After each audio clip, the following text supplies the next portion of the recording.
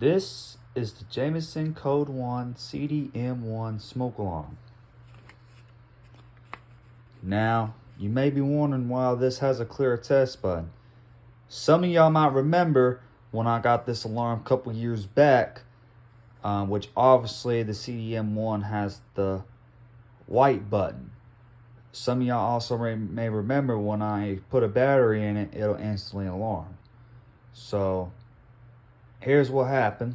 I went and bought a part alarm, this Jameson Snoopy CD-18, which it had something similar to that.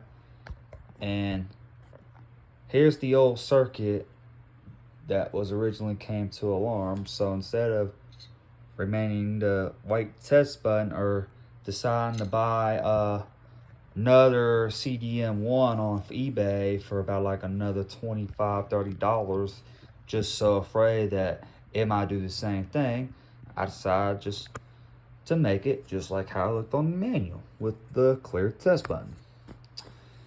And it works perfect. As you can see, you probably saw the LED flash on it. So without further ado, I'm gonna give it a quick test.